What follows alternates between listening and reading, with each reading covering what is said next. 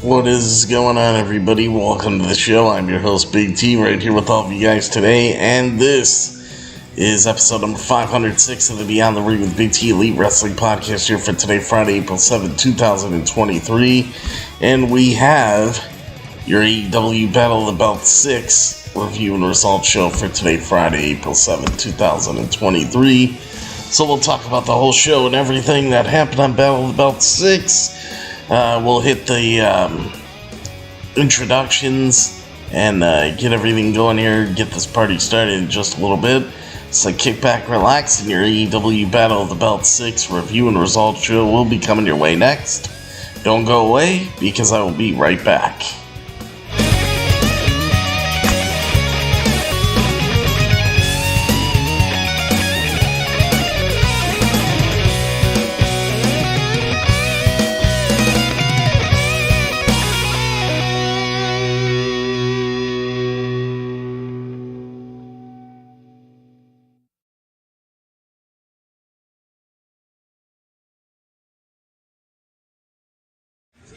This is M-Dog 20, Matt Cross. We're in Cleveland, Ohio, and you are checking out Beyond the Ring with my man, Big T. Thank you, man. Big T.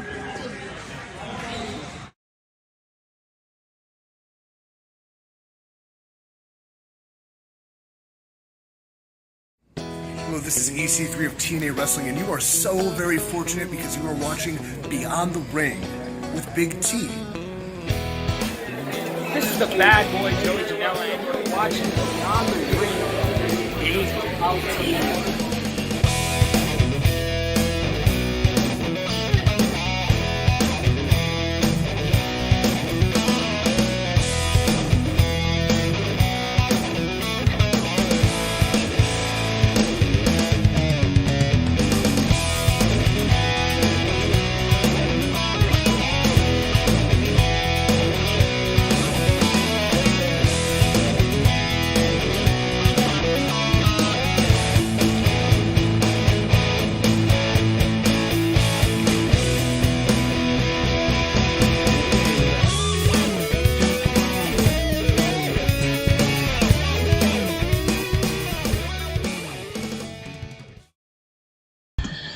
How's it going, everybody? Welcome to the show. Are you guys ready for Battle of the Belts?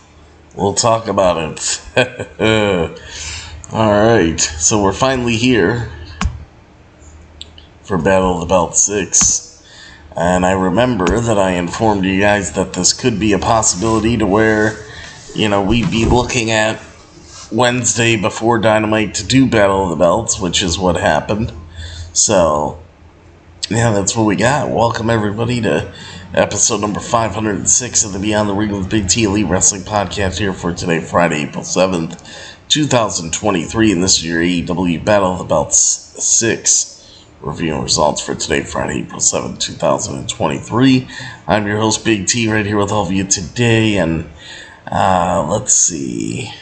Before we get going here, you guys know what to do. If you want to, you can check out my website, www.beyondtheringwithbigt.com. You could follow me on Twitter at Beyond the Ring with BT, like me, and follow me on Facebook at Beyond the Ring with Big T, and follow me on Instagram at Beyond the Ring with Big T. You can call into the show live on Skype using Big T_119 if you are interested in calling into the show and leaving questions or comments. And don't forget, if you want to help out the channel, to please use the hashtag #JusticeForPretty for pet rights, because pets are family. Me and Mama T, little Pretty, we all appreciate it very much. And Pretty, you will always be our bright little shining star. We love you very much forever and ever, my sweet little angel. And don't forget, as you see the links already right there, to donate to the show live on PayPal by clicking on this link in the description of this video. That link you see Becky Lynch pointing up at is the link you want. That link is at the top, pinned to the top of the YouTube live chat, Facebook live comments, and also at the top of the description of this video and every video that I do. And any amount you guys can donate, big or small, would be very much appreciated. Help the show out, so please donate right now. Thank you guys very much. Alright. So, let's see. Thank you, Hunter, for the hashtag #JusticeForPretty. Before I saw Mark Henry, I thought for a split second Charles Barkley.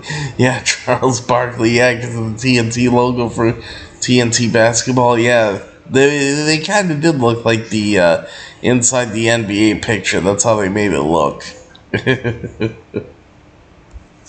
Yeah, I can see where you're like, you're thinking, when did I miss him on AEW? But yeah. Let's see everything we got here. Because we have the show to get into. And then, first off here, let me see. Now, you guys, I'm sure most of you guys know what happened on the show, but just to tell you guys real quick, for AEW Battle of the Belts 6, it saw a rise in viewership, which I'm going to do a separate ratings video for it, so I'm just giving you something, I'm giving you something quick now, and then we'll do the full ratings and viewership report. Maybe tomorrow on Thursday, we'll see, or sometime going into next week. So, at Battle of the Belt 6, it immediately followed Rampage that averaged 415,000 viewers across its 1 hour time that it had time slot. And then we had 183,000 of which were in the key 18 to 49 demographic for 0.14 rating in the key 18 to 49 demographic. So if you take that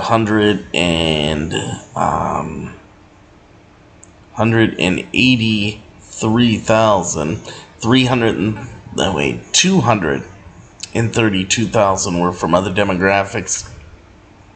Add the 183,000 on top of the 232, that gives you 415,000 viewers overall. And it also got a 12th place ranking on Showbuzz Daily's charts. That is the strongest showing yet for the Battle of the Belt special in the live Friday night time slot. So that's pretty good. That's actually really good. So we'll see how this goes. But, I'll do a complete, ratings on that, like I said, in the future. But the numbers sound pretty good for this particular Battle of the Belts special. So gotta like that. Now, as far as the show itself, let me open up the results page for it, and we'll talk about that. AEW Battle of the Belt 6 review results for Friday, April 7, 2023. We got an AEW International Championship match. We got the AEW TBS Championship match and a Ring of Honor World Tag Team Championship match. So that left us with 3 title matches that AEW was, that AEW brought to the table for Battle of the Belts 6. Alright, also AEW Battle of the Belt 6 came to us live Friday, April 7, 2023 from the Ryan Center in Kingston, Rhode Island. It was actually AEW's Rhode Island debut, if you can believe that. AEW's been running shows for 4 years, never came to Rhode Island as of yet, and Rhode Island's first live shows that they got were Rampage and Battle of the Belts 6. Now, as far as Dynamite, Rhode Island still hasn't got Dynamite or anything like that, so we'll see if they're going to end up going back there in the future for Dynamite shows. I mean, I would venture to say they probably will. That's like tonight, Dynamite is having its only show in Milwaukee for all of 2023.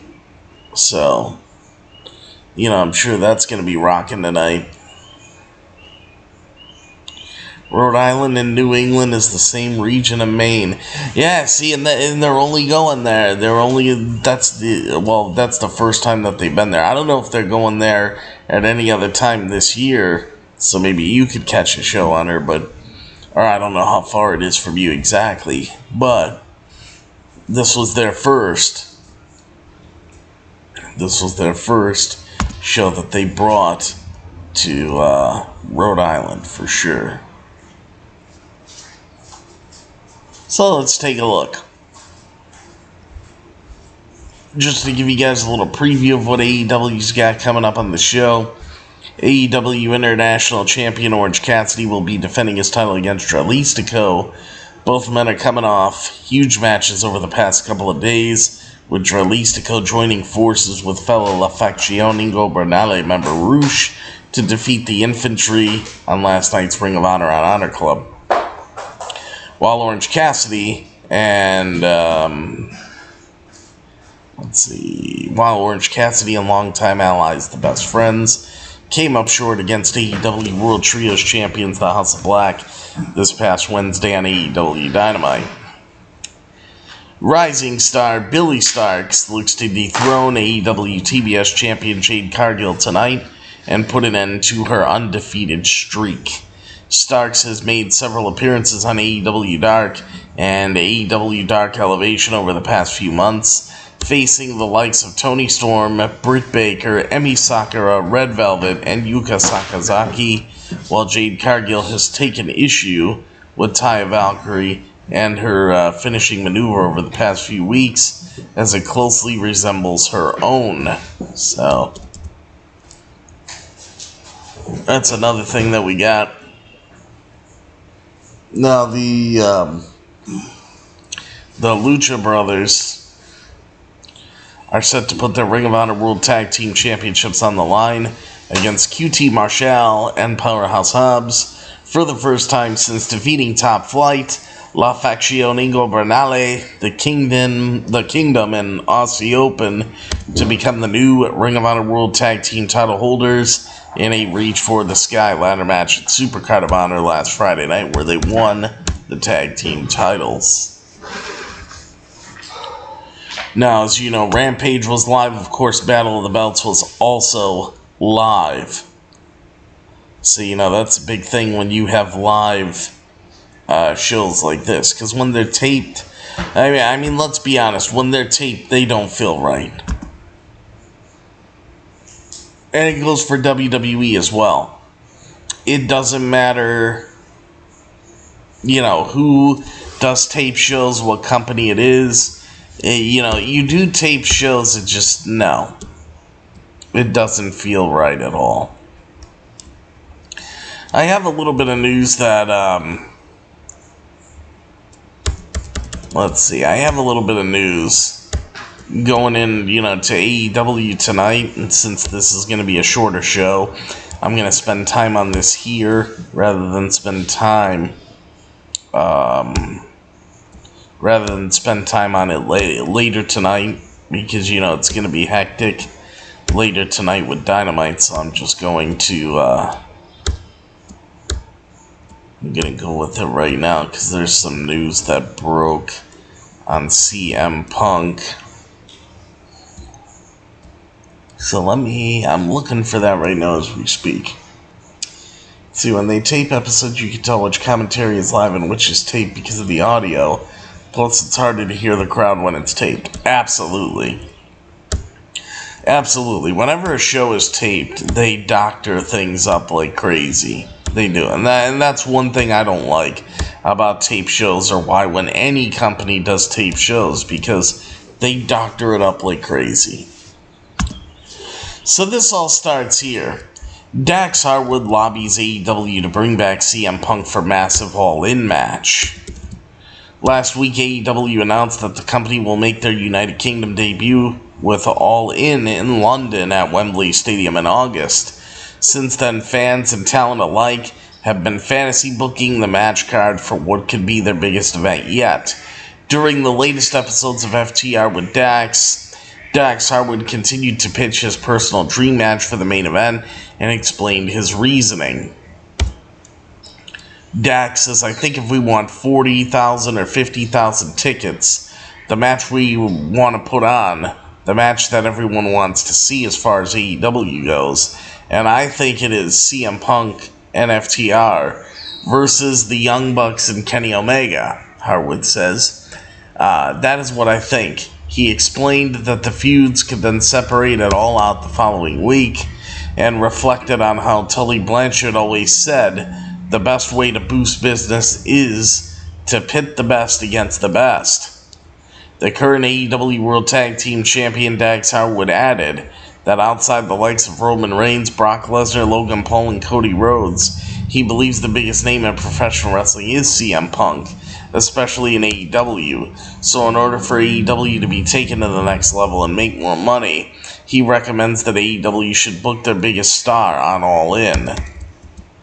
Also, on top of saying that, Dax says, "I talk to Punk almost every day, and Punk misses wrestling. That's your headline," Harwood noted. Punk misses wrestling, and Punk wants to come back, and he wants to give back to the fans. He wants to give back to wrestling, so I will leave it at that. This was from FTR with Dax. Wrestling Inc. did the transcription on that. Now, there's more to it than this, which we will get into right now. CM Punk has reportedly laid out scenarios for potential AEW return. Will CM Punk return to AEW? That's the big question surrounding Tony Khan's promotion since the fallout from All Out last September. And while Tony Khan has remained quiet about Punk's status with the company, there's been so much talk in recent weeks about Punk from those involved with AEW that the casual observer might start to believe there could be an opening for CM Punk to return to the locker room. Punk himself also seemed to drop some hints about possible resolutions via social media. However, after a quickly deleted Instagram post stirred up trouble backstage, the idea of a Punk return to AEW seemed once again on shaky ground. However, according to Fightful Select, Punk has been in contact with AEW, reiterating a desire to resume wrestling, and while there remains a lot of backstage tension and hurt feelings, several different scenarios have been laid out that could make it possible. There have been indications that Punk is open to burying the hatchet with the Elite, who were at the center of All Out's fracas, and doing business with Kenny Omega and the Young Bucks in the Big Money feud. In the Big Money feud, many wrestling insiders have had their eyes on. However, outside of regret expressed by Omega and the Bucks, there have not been any clear indications as to whether they would be on board with such a plan. Now, CM Punk, potential AEW return faces complications. Another alternative would see Punk avoiding the Elite altogether and operating on his own end of AEW, something a rumored third show on Saturdays or even AEW Rampage could assist with, but there is so much space for the Elite and Punk to remain apart before their paths eventually cross, and that doesn't even begin to factor in issues with Chris Jericho and Jon Moxley stemming from the Instagram post that complicate Punk resuming his AEW in-ring career. Now, with the wrestling bug biting Punk hard lately, he has expressed an openness to wrestling elsewhere. Although, what the parameters over such an arrangement would be are a mystery. There were rumblings of a contract buyout many months ago that could open Punk up for a leap back to the WWE, but there is also the possibility of Punk playing a major role in the rebuild of Ring of Honor, which Tony Khan now owns and operates as its own entity. That brand can certainly use some star power as it attempts to attract more subscribers to Honor Club. Dax Harwood has also been pushing for CM Punk to be back in the fold. His latest idea is to have Punk in the middle of things, enough for a program involving FTR and the Elite, heading to All In at Wembley Stadium this summer, but there are obviously a lot of problems that need to be solved first before any such discussion really takes place on that front. So that's everything involving CM Punk as of right now. Anything else comes out, you guys will hear it here first. So let's see now.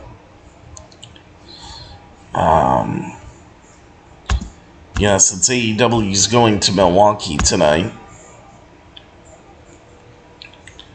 Let's see. This is a bold statement. Trust me. If AEW comes to Maine, we will show up. We are a wrestling state. We have limitless wrestling, where Daniel Garcia was brought up in Maine. Yeah. Oh, yeah. I'm telling you, it would be great, if they bring it up to Maine. It is crazy that Billie Starkz is only 18 years old, and Excalibur mentioned she had no school that, so she chose to fight for the TBS Women's Championship. Yeah. Yeah. Yeah, Billie Starkz, man, she's going to be the future of women's wrestling, possibly, depending on how good she's going to get. But, for her already being on TV, already signed to AEW or whatever, is she signed? But still, she's got a bright future ahead of her if she plays her cards right. And let's see, since AEW's in Milwaukee tonight, Mark Henry explains how he got NBA superstar Giannis Antetokounmpo to attend an AEW show. 2021 feels like a decade ago at this point, so it's kind of easy to forget it was a big year for NBA superstar Giannis Antetokounmpo, the Greek Freak. Not only helped the Milwaukee Bucks win an NBA championship, but he celebrated that title victory with an appearance on AEW Rampage later that year when AEW came to Milwaukee for the first time. So, this particular taping also included CM Punk's first AEW Dynamite appearance. Now, years after the fact, AEW's Mark Henry is revealing that he was the man who got Giannis into the audience for that Rampage episode. In an interview with NBC, WTMJ TV Milwaukee, promoting Dynamite's return to the city tonight, Mark Henry detailed how he put it all together. Mark Henry says, "I've always loved people that loved our business," he says.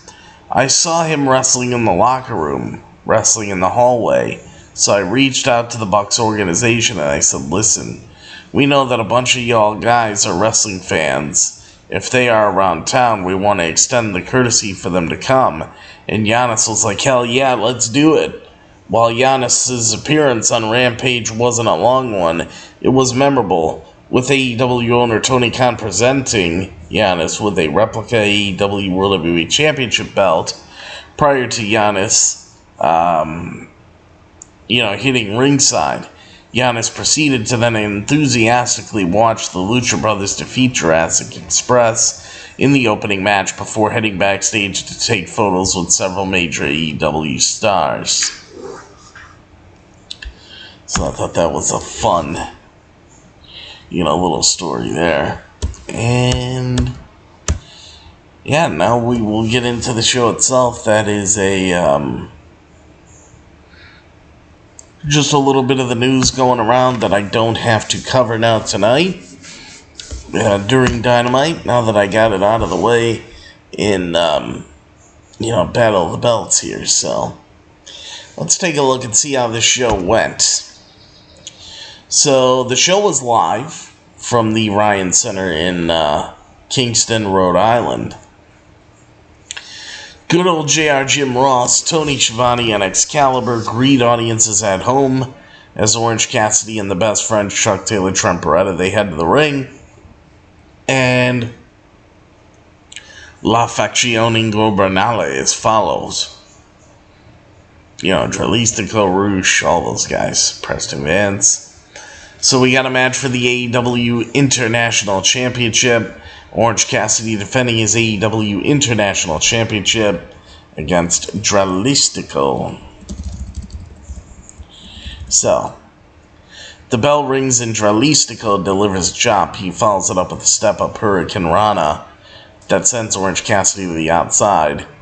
And the best friends in LFI get in each other's faces as Orange Cassidy delivers his signature chops. He follows it up with another one with a little bit more power behind it, and then climbs to the top rope and puts one hand in his pocket as he hops down and puts his other hand in his other pocket, and then follows it up with an arm drag and a drop kick.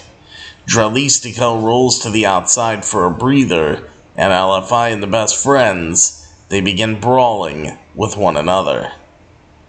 LFI overpowers the best friends and holds them in place to allow Dralistico to go flying and level them. Best friends brawl with LFI up the ramp and to the back as Jose, the assistant, continues to watch the in-ring action from ringside.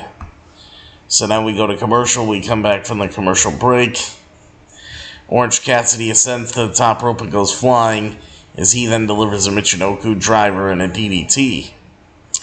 But Dralistico hits a codebreaker and a rising kick, and then both men teeter on the top rope and exchange forearm strikes before Dralistico delivers a headbutt and a Hurricane Rana. He follows it up, and he locks in an arm drag and a shoulder submission. Follows it up with a Taharis, and then he locks in an arm drag and a shoulder submission. Orange Cassidy gets his foot on the bottom rope to break the hold, and Dralistico catches Orange Cassidy with a Canadian Destroyer as he follows it up with a corkscrew kick, and Orange Cassidy rolls to the outside. Orange Cassidy then delivers wait a minute. They confused the fuck out of this typing here, but no, what happens was, Dralistico delivers an orange punch to Orange Cassidy, then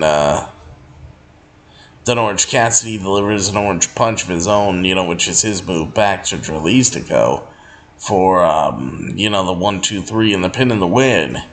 And then your winner and still the AEW International Champion is indeed Orange Cassidy. So after the match, Orange Cassidy grabs his previously injured hand, and the lights dim. They then dim down, and a message from the House of Black to Orange Cassidy begins to play. Malachi Black says he has always considered Orange Cassidy to be talented, and he says he knows losing to the House of Black has been eating Orange Cassidy alive.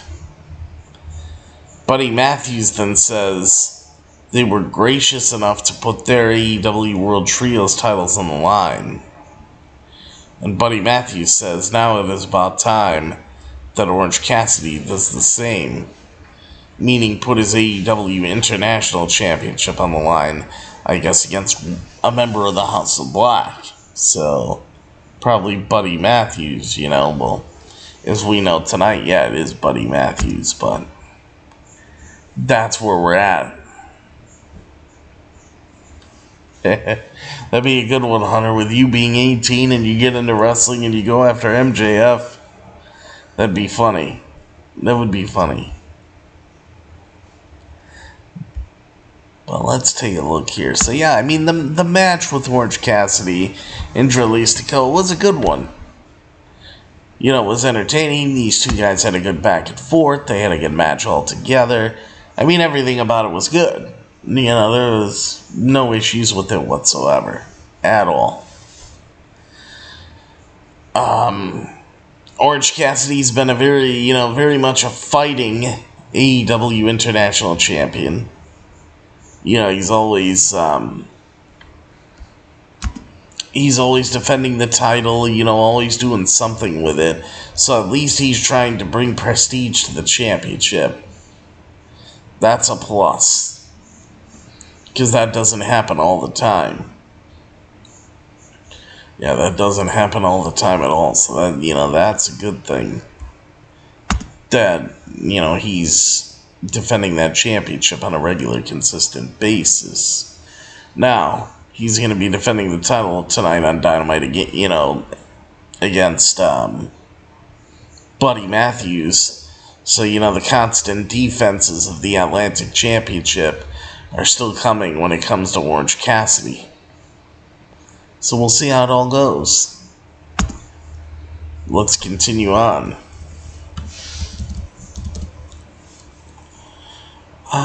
Let's see. Alright. We then head to a video package recapping the events of AEW Dynamite this past Wednesday night. We go to commercial. We come back from the commercial break. We head backstage to Mark Briscoe and Lexi Nair.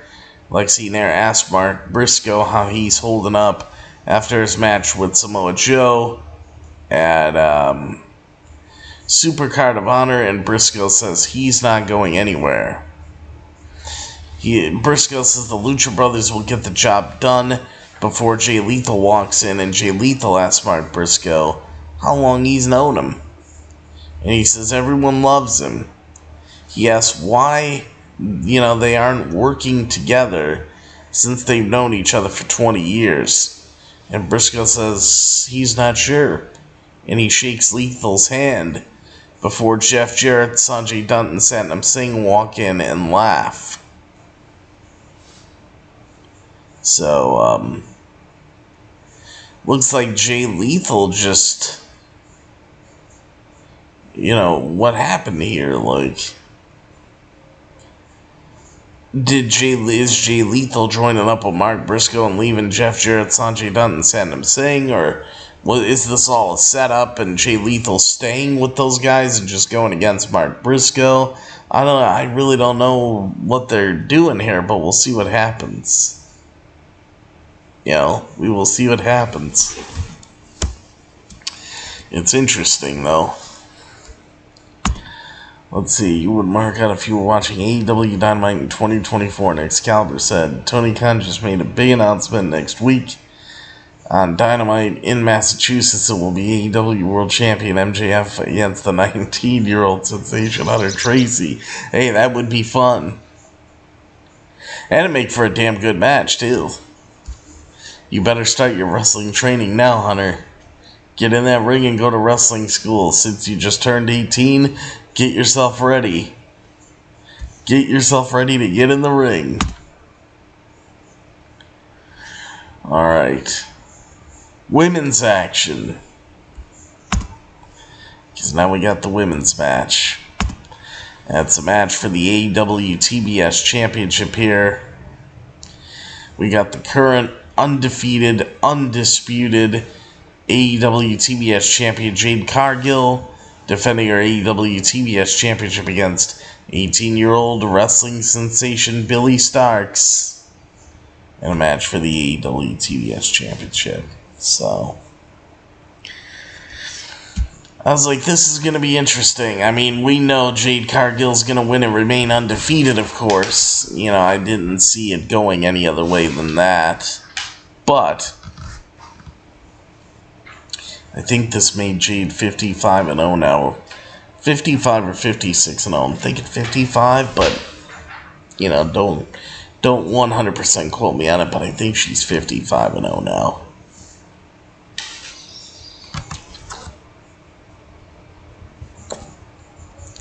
They stole your nickname, huh? Hey, you know what? Wrestling companies manage to do that, Hunter. Unless you have something trademarked, they can take anybody's name or likeness at any time they want. That's why everybody goes to like a trademark attorney and gets their names trademarked and everything else. That's how it goes nowadays. Okay. So, let's get into this TBS title match and see how everything stacks up here in this one.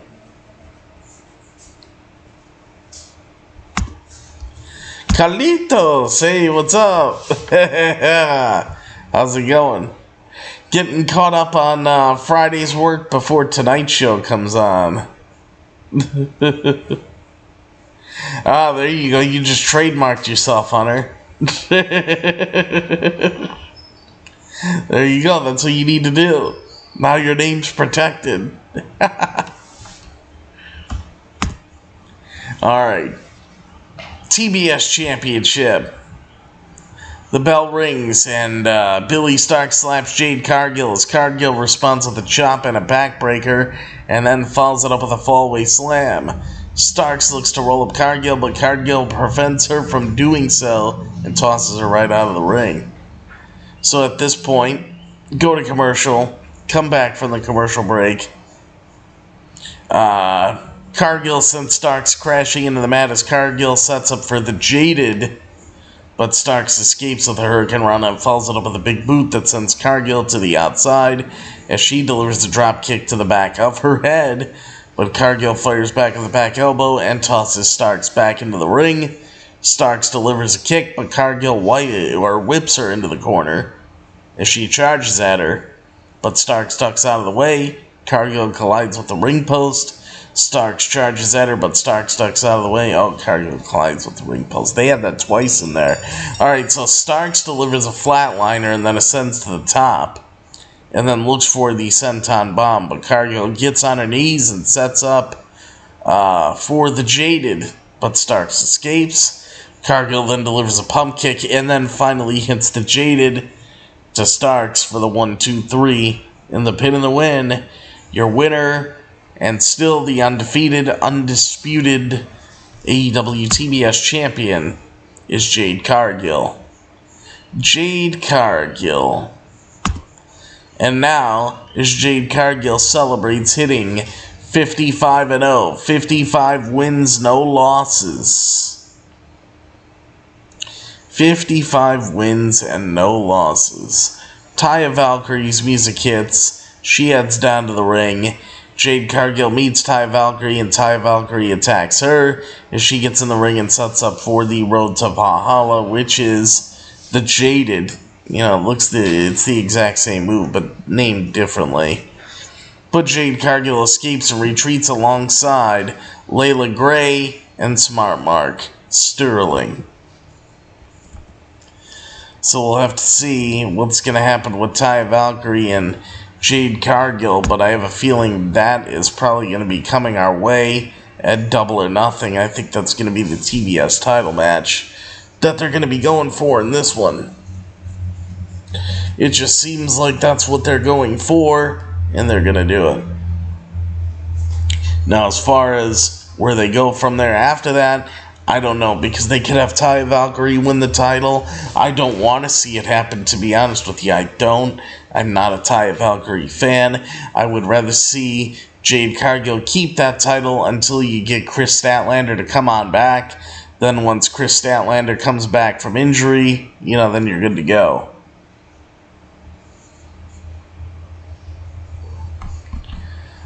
Let's see. Captain Obvious here. It's named different because Jade listens to Big T's advice and trademarked it. Hey, maybe she did. Maybe she did trademark her finisher. You never know, man. You never know. If it is, then she's got that name locked up for good. All right. We head backstage to Alex Abrahantes as he barges into the Elite's locker room and asks Brandon Cutler for an update on the Elite. Brandon Cutler says that himself and Michael Nakazawa are the only men in the dressing room, as he calls the Blackpool Combat Club bullies, and asks, what do you do when the people who stand up to bullies are gone? He says, you stand up to them yourself. Nakazawa chimes in and says, no more. So it looks like Brandon Cutler and Michael Nakazawa want to pick a fight with the Blackpool Combat Club. Don't know how well that's going to work out, but we'll see, tonight on Dynamite, how that's all going to work out. And right now, guys, we are finally here to the main event of the evening for AEW Dynamite tonight. We got QT Marshall and Powerhouse Hobbs, Aaron Solo, and Haley Cameron. They all head to the ring, followed by the Lucha Brothers and Alex Abrahantes as Caprice Coleman joins commentary. Then we got a match for the Ring of Honor World Tag Team Championships in the main event of the evening here for AEW Battle of the Belts 6. New Ring of Honor World Tag Team Champions that we just got on Supercard of Honor is the Lucha Brothers, Rey Fenix and Pentagon, defending their Ring of Honor World Tag Team Championships against QT Marshall and Powerhouse Hobbs. This is a match for the Ring of Honor World Tag Team Championships, which I honestly don't know on a show like Battle of the Belts. Why was Hobbs not defending his TNT Championship, and why was Hobbs put in a Ring of Honor World Tag Team title match? I'm kind of a little bit lost on that one. I don't know. I don't know why they did that. Let's see, Jobber Hope spot. I picked Brandon Cutler and Michael Nakazawa winning. Oh my god. Trust me, man, they're not winning. Not against the Blackpool Combat Club. Plus, the Blackpool Combat Club, they're doing their best work that they've done so far. Jon Moxley is kind of turning them into, like a different version of the Shield, so to speak. And if anybody can do that, it would be Jon Moxley, because Jon Moxley, let's face it, look at how long he was in the Shield for, look at how successful he was. Moxley is he really is one of the top guys around in AEW, if not the top guy. I still look at Jericho as the top guy, just because of his longevity, how long he's been there, and everything else. Now, interestingly enough that I bring up Chris Jericho before I read this match, because Chris Jericho actually had something to say about the future of his wrestling career. Chris Jericho calls 2022 a career year and says he will keep wrestling as long as he can. After several decades of slamming his body around a professional wrestling ring, Chris Jericho does not see himself slowing down anytime soon. During an interview with the show on WXRW 104.1 in Milwaukee, the 52-year-old Chris Jericho says that 2022 was a career year for him and that he has been able to stretch his in-ring tenure out more than 30 years because he works smart. Jericho says, and I quote, "You don't want to jinx anything, but I've rarely been hurt." Jericho says, "I think it is just wrestling smart and it is durability. All those things kind of combined in to continue to keep the machine rolling. Jericho says his body feels good right now. 33 years after making his in-ring debut, he started doing yoga about 10 years ago, and then now it's mostly kickboxing, he says. You change your physical workout as you get older, and I do not wrestle regularly, but I think every time I do, I'm still wrestling at a high level. I think last year, 2022, was probably a career year for Chris Jericho as far as quality matches, and I think this year is the same. I've had some great matches so far, and have some great matches on the horizon. Last year, the surefire WWE Hall of Famer Chris Jericho won the Ring of Honor World Heavyweight Championship to earn his 8th career World Heavyweight Championship. Most recently, Chris Jericho has worked to help put over younger AEW stars like Action Andretti and Absolute Ricky Starks. And as long as I can continue to compete at a high level, he says, and have the best match on any given night, Jericho says, I think there is no reason to stop.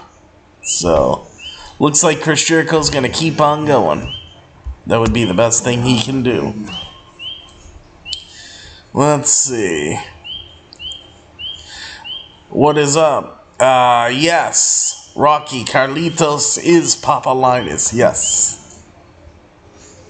Anything can happen. 1, 2, 3 kid beat Razor one time. You're right, Hunter. Jericho's career years are 1996 and 2022 and everything in between. You're right about that, Rocky. You're definitely right about that. And he's still not slowing down. He's still going. So you can't ask for anything better than that. So let's see. The Ring of Honor World Title Match. Penta and Marshall, they begin the action. The bell rings. Penta does his signature Zero Miedo gesture. Marshall shoves Penta as he mocks him before Penta delivers a kick, and Hobbs tags in. Penta and Hobbs go back and forth with some forearms, but Penta lands a pair of kicks and tags in Phoenix. Phoenix delivers a drop kick off the top rope that sends him to the outside and goes flying to level Marshall. Hobbs takes down Penta, and Phoenix looks to go flying, but Hobbs catches him and delivers a body slam. Marshall tags in and delivers a right hand to Phoenix's midsection, but Phoenix delivers a thrust kick and tags at Penta. Penta delivers several overhand chops to both Marshall and Hobbs, but the pair catch him with a double shoulder tackle. We go to commercial, come back from the commercial break.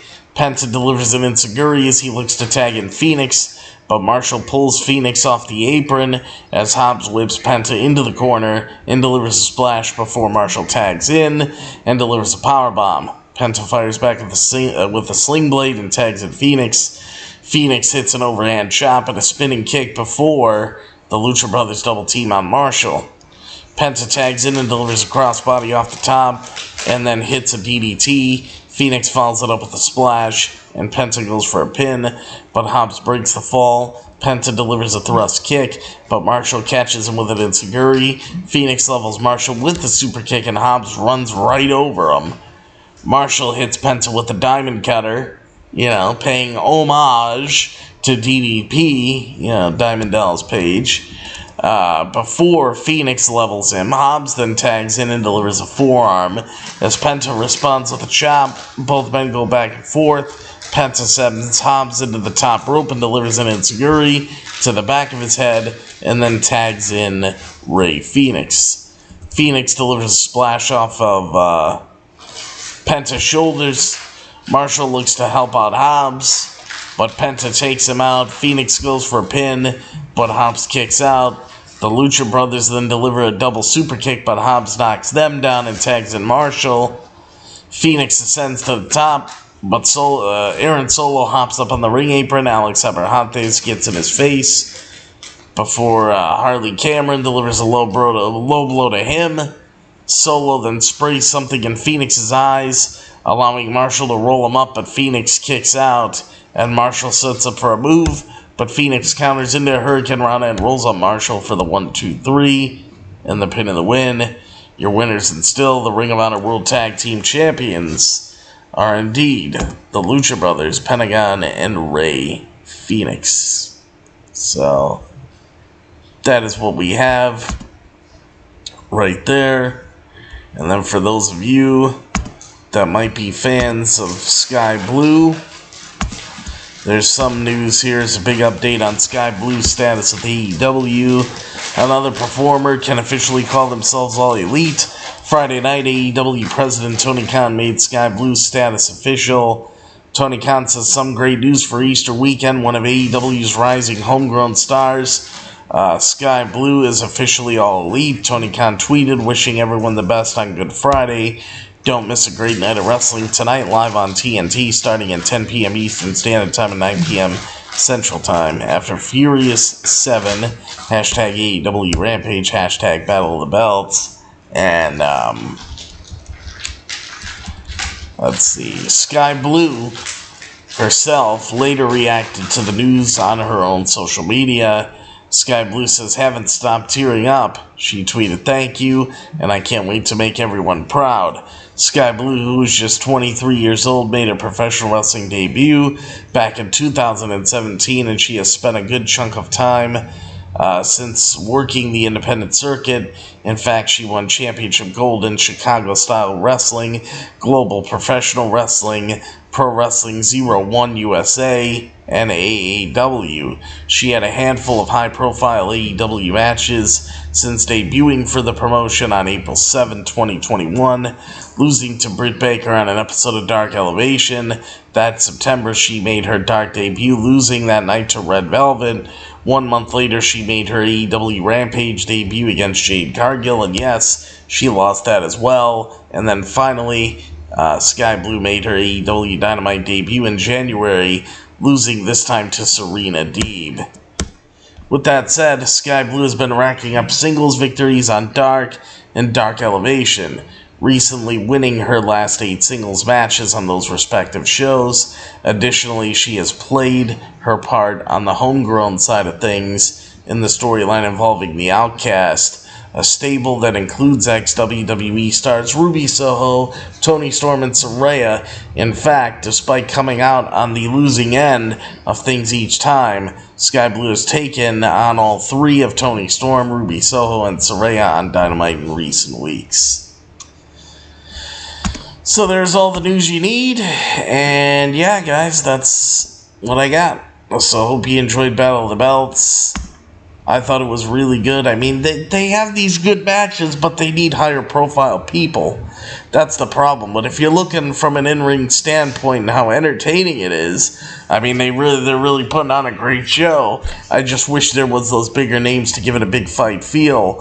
But from a wrestling standpoint and an in-ring standpoint, I'll give AEW Battle of the Belt 6 for Friday, April 7, 2023, the old 10 out of 10 plus. And the 2 thumbs up and the big T seal of approval. So, there you go. And I'm going to get on off of here and then record the AEW Dynamite preview show that I got to get to. The Raw ratings and stuff, that'll come at a later time, later on in the week. But I'll do the Dynamite preview show now that I got this caught up on.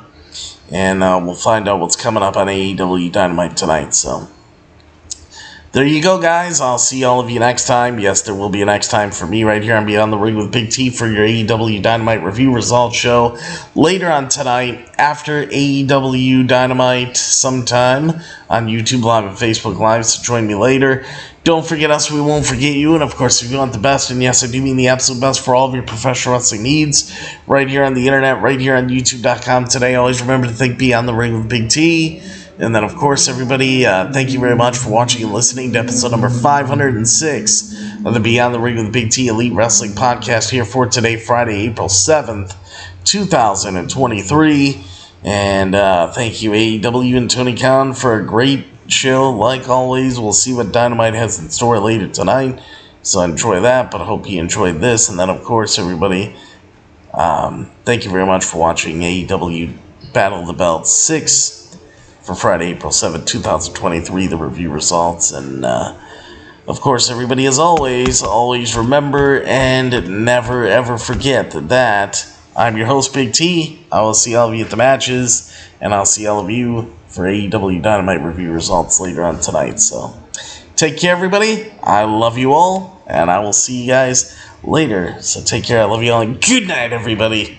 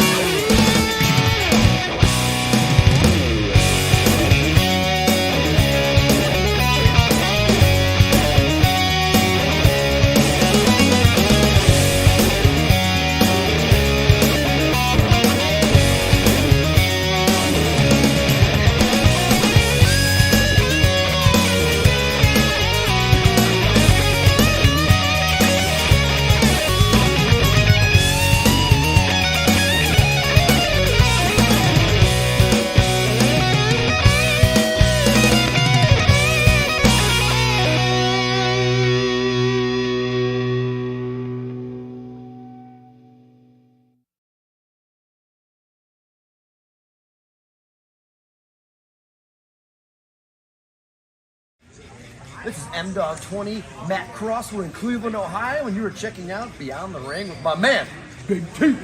Thank you, man. Big T.